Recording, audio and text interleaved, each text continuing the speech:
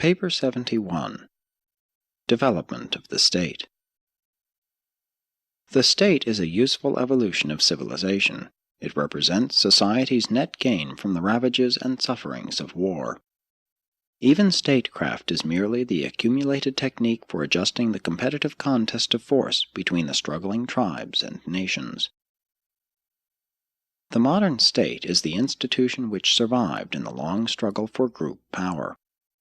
Superior power eventually prevailed, and it produced a creature of fact, the state, together with the moral myth of the absolute obligation of the citizen to live and die for the state.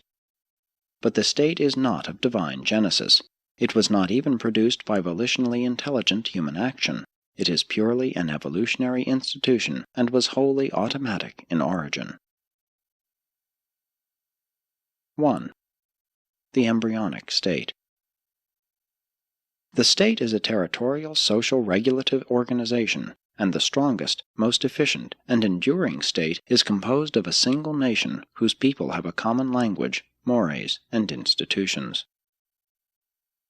The early states were small and were all the result of conquest. They did not originate in voluntary associations. Many were founded by conquering nomads who would swoop down on peaceful herders or settled agriculturists to overpower and enslave them. Such states resulting from conquest were, perforce, stratified, classes were inevitable, and class struggles have ever been selective. The northern tribes of the American red men never attained real statehood. They never progressed beyond a loose confederation of tribes, a very primitive form of state. Their nearest approach was the Iroquois Federation, but this group of 6 nations never quite functioned as a state, and failed to survive because of the absence of certain essentials to modern national life, such as 1. Acquirement and inheritance of private property. 2. Cities plus agriculture and industry. 3. Helpful domestic animals. 4. Practical family organization. These red men clung to the mother family and nephew inheritance. 5. Definite territory. 6. A strong executive head. 7. Enslavement of captives. They either adopted or massacred them. 8. Decisive conquests. The red men were too democratic. They had a good government, but it failed. Eventually they would have evolved a state had they not prematurely encountered the more advanced civilization of the white man, who was pursuing the governmental methods of the Greeks and the Romans. The successful Roman state was based on 1. The father family. 2. Agriculture and the domestication of animals. 3. Condensation of population, cities. 4. Private property and land. 5. Slavery, classes of citizenship. 6. Conquest and reorganization of weak and backward peoples. 7. Definite territory with roads. 8. Personal and strong rulers. The great weakness in Roman civilization, and a factor in the ultimate collapse of the empire, was the supposed liberal and advanced provision for the emancipation of the boy at 21 and the unconditional release of the girl so that she was at liberty to marry a man of her own choosing or to go abroad in the land to become immoral. The harm to society consisted not in these reforms themselves, but rather in the sudden and extensive manner of their adoption. The collapse of Rome indicates what may be expected when a state undergoes too rapid extension associated with internal degeneration. The embryonic state was made possible by the decline of the blood bond in favor of the territorial, and such tribal federations were usually firmly cemented by conquest. While a sovereignty that transcends all minor struggles and group differences is the characteristic of the true state, still many classes and castes persist in the later state organizations as remnants of the clans and tribes of former days. The later and larger territorial states had a long and bitter struggle with these smaller consanguineous clan groups, the tribal government proving a valuable transition from family to state authority. During later times, many clans grew out of trades and other industrial associations. Failure of state integration results in retrogression to pre-state conditions of governmental techniques, such as the feudalism of the European Middle Ages. During these dark ages, the territorial state collapsed, and there was a reversion to the small castle groups, the reappearance of the clan and tribal stages of development. Similar semi-states even now exist in Asia and Africa, but not all of them are evolutionary reversions. Many are the embryonic nucleuses of states of the future. 2. The evolution of representative government. Democracy, while an ideal, is a product of civilization, not of evolution. Go slowly, select carefully, for the dangers of democracy are 1. Glorification of mediocrity. 2. Choice of base and ignorant rulers. 3. Failure to recognize the basic facts of social evolution. 4. Danger of universal suffrage in the hands of uneducated and indolent majorities. 5. Slavery to public opinion. The majority is not always right. Public opinion, common opinion, has always delayed society. Nevertheless, it is valuable, for while retarding social evolution, it does preserve civilization. Education of public opinion is the only safe and true method of accelerating civilization. Force is only a temporary expedient, and cultural growth will increasingly accelerate as bullets give way to ballots. Public opinion, the mores, is the basic and elemental energy in social evolution and state development.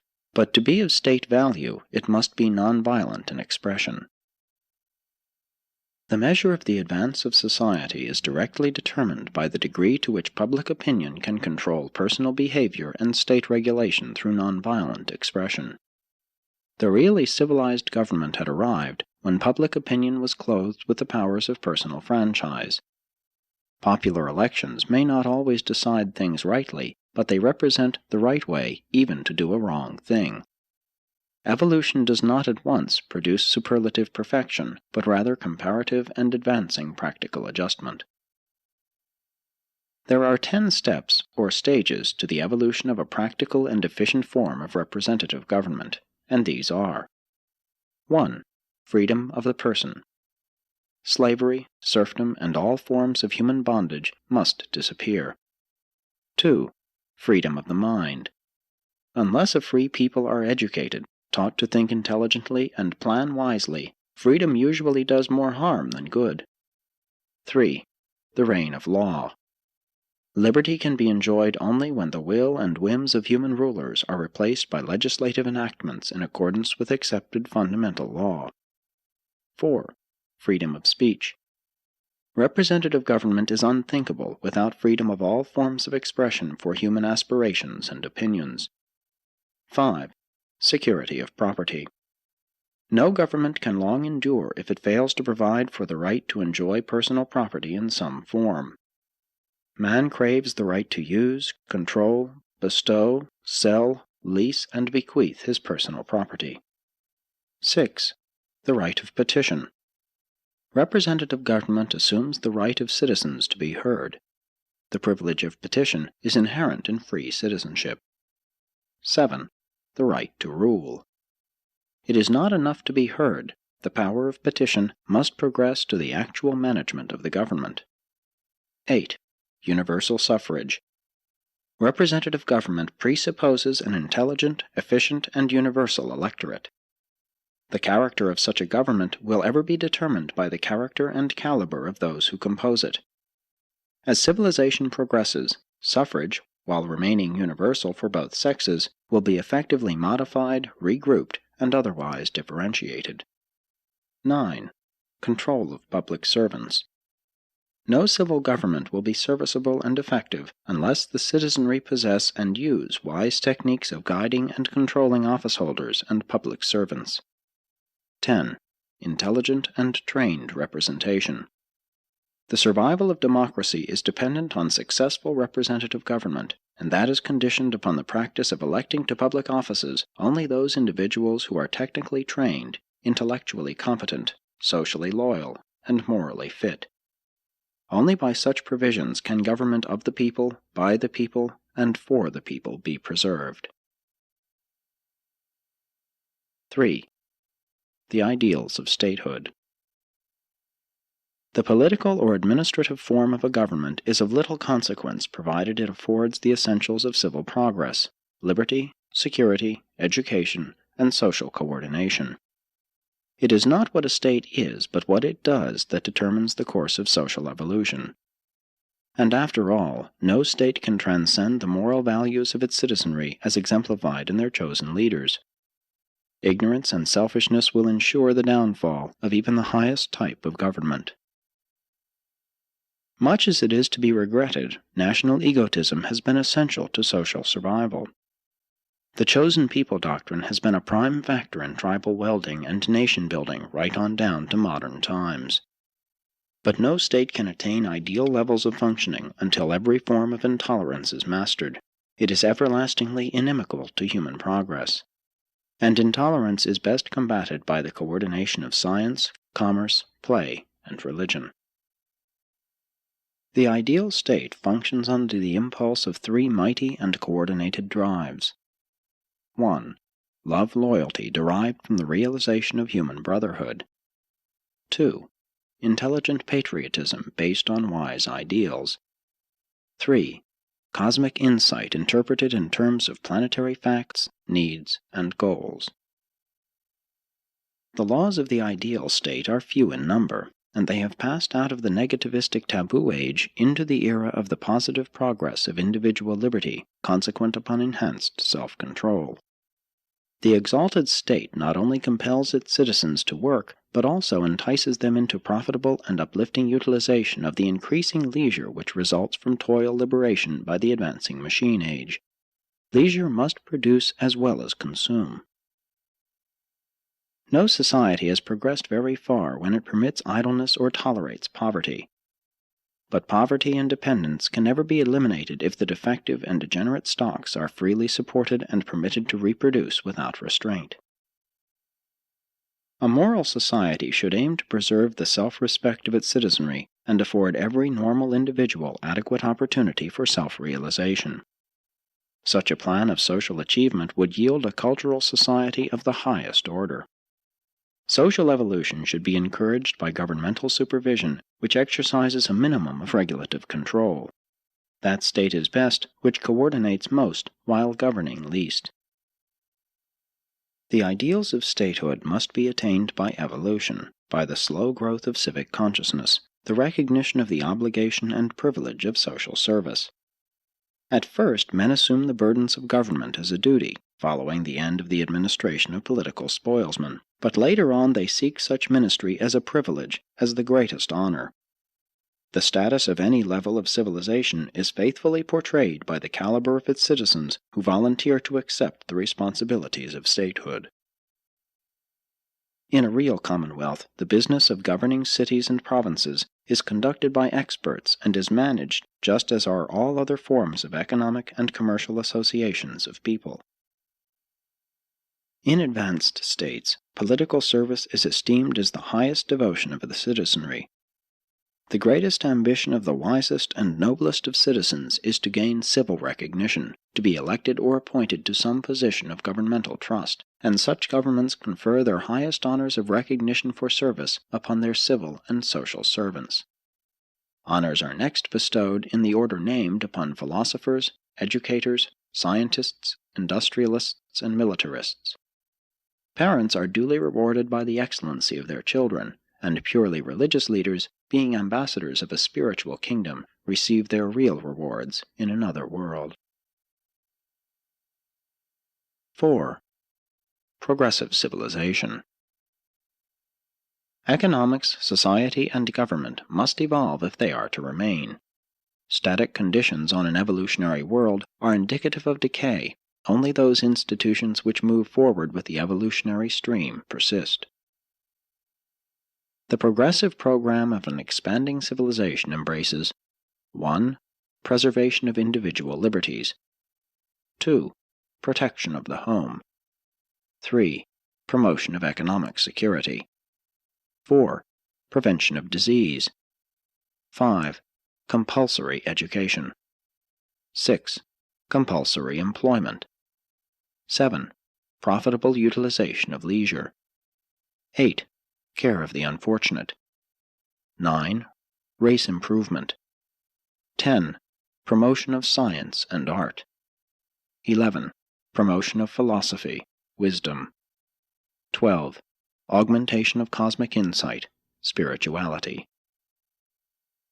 And this progress in the arts of civilization leads directly to the realization of the highest human and divine goals of mortal endeavor, the social achievement of the brotherhood of man, and the personal status of God consciousness, which becomes revealed in the supreme desire of every individual to do the will of the Father in heaven.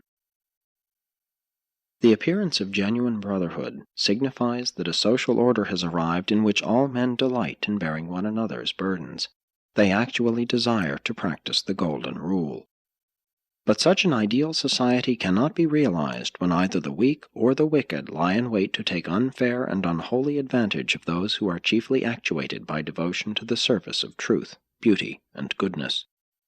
In such a situation only one course is practical.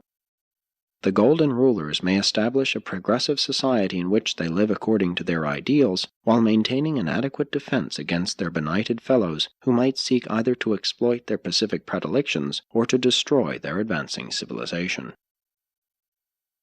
Idealism can never survive on an evolving planet if the idealists in each generation permit themselves to be exterminated by the baser orders of humanity. And here is the great test of idealism. Can an advanced society maintain that military preparedness which renders it secure from all attack by its war-loving neighbors, without yielding to the temptation to employ this military strength in offensive operations against other peoples for purposes of selfish gain or national aggrandizement? National survival demands preparedness, and religious idealism alone can prevent the prostitution of preparedness into aggression. Only love, brotherhood, can prevent the strong from oppressing the weak. 5. The evolution of competition. Competition is essential to social progress, but competition unregulated breeds violence. In current society, competition is slowly displacing war in that it determines the individual's place in industry, as well as decreeing the survival of the industries themselves. Murder and war differ in their status before the mores, murder having been outlawed since the early days of society, while war has never yet been outlawed by mankind as a whole. The ideal state undertakes to regulate social conduct only enough to take violence out of individual competition and to prevent unfairness in personal initiative. Here is a great problem in statehood. How can you guarantee peace and quiet in industry, pay the taxes to support state power, and at the same time prevent taxation from handicapping industry and keep the state from becoming parasitical or tyrannical? Throughout the earlier ages of any world, competition is essential to progressive civilization. As the evolution of man progresses, cooperation becomes increasingly effective. In advanced civilizations, cooperation is more efficient than competition. Early man is stimulated by competition. Early evolution is characterized by the survival of the biologically fit, but later civilizations are the better promoted by intelligent cooperation, understanding fraternity, and spiritual brotherhood. True, competition in industry is exceedingly wasteful and highly ineffective, but no attempt to eliminate this economic lost motion should be countenanced if such adjustments entail even the slightest abrogation of any of the basic liberties of the individual. 6. The profit motive. Present-day profit-motivated economics is doomed unless profit motives can be augmented by service motives. Ruthless competition based on narrow-minded self-interest is ultimately destructive of even those things which it seeks to maintain.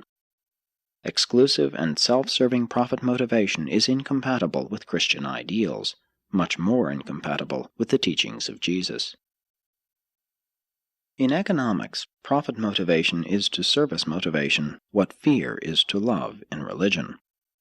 But the profit motive must not be suddenly destroyed or removed. It keeps many otherwise slothful mortals hard at work. It is not necessary, however, that this social energy arouser be forever selfish in its objectives. The profit motive of economic activities is altogether base and wholly unworthy of an advanced order of society. Nevertheless, it is an indispensable factor throughout the earlier phases of civilization. Profit motivation must not be taken away from men until they have firmly possessed themselves of superior types of non-profit motives for economic striving and social serving, the transcendent urges of superlative wisdom, intriguing brotherhood, and excellency of spiritual attainment. 7. Education. The enduring state is founded on culture, dominated by ideals, and motivated by service. The purpose of education should be acquirement of skill, pursuit of wisdom, realization of selfhood, and attainment of spiritual values. In the ideal state, education continues throughout life, and philosophy sometimes becomes the chief pursuit of its citizens. The citizens of such a commonwealth pursue wisdom as an enhancement of insight into the significance of human relations, the meanings of reality, the nobility of values, the goals of living, and the glories of cosmic destiny. Urantian should get a vision of a new and higher cultural society. Education will jump to new levels of value with the passing of the purely profit-motivated system of economics. Education has too long been localistic, militaristic, ego-exalting, and success-seeking. It must eventually become worldwide, idealistic, self-realizing, and cosmic-grasping. Education recently passed from the control of the clergy to that of lawyers and businessmen. Eventually it must be given over to the philosophers and the scientists. Teachers must be free beings, real leaders, to the end that philosophy, the search for wisdom, may become the chief educational pursuit. Education is the business of living. It must continue throughout a lifetime so that mankind may gradually experience the ascending levels of mortal wisdom, which are 1. The knowledge of things. 2. The realization of meanings. 3. The appreciation of values. 4. The nobility of work, duty. 5. The motivation of goals, morality. 6. The love of service, character. 7. Cosmic insight, spiritual discernment. And then, by means of these achievements, many will ascend to the mortal ultimate of mind attainment, God consciousness. 8. The character of statehood. The only sacred feature of any human government is the division of statehood into the three domains of executive, legislative, and judicial functions. The universe is administered in accordance with such a plan of segregation of functions and authority. Aside from this divine concept of effective social regulation or civil government, it matters little what form of state a people may elect to have, provided the citizenry is ever progressing toward the goal of augmented self-control and increased social service. The intellectual keenness, economic wisdom, social cleverness, and moral stamina of a people are all faithfully reflected in statehood. The evolution of statehood entails progress from level to level as follows. 1. The creation of a threefold government of executive, legislative, and judicial branches. 2. The freedom of social, political, and religious activities. 3. The abolition of all forms of slavery and human bondage. 4. The ability of the citizenry to control the levying of taxes. 5. The establishment of universal education, learning extended from the cradle to the grave. 6. The proper adjustment between local and national governments. 7. The fostering of science and the conquest of disease. 8. The due recognition of sex equality and the coordinated functioning of men and women in the home, school, and church, with specialized service of women in industry and government. 9. The elimination of toiling slavery by machine invention and the subsequent mastery of the machine age. 10. The conquest of dialects, the triumph of a universal language. 11. the ending of war, international adjudication of national and racial differences by continental courts of nations, presided over by a supreme planetary tribunal automatically recruited from the periodically retiring heads of the continental courts. The continental courts are authoritative, the World Court is advisory, moral. 12. The worldwide vogue of the pursuit of wisdom, the exaltation of philosophy. The evolution of a world religion which will presage the entrance of the planet upon the earlier phases of settlement in light and life. These are the prerequisites of progressive government and the earmarks of ideal statehood. Urantia is far from the realization of these exalted ideals, but the civilized races have made a beginning. Mankind is on the march toward higher evolutionary destinies. Sponsored by a Melchizedek of Nebadon.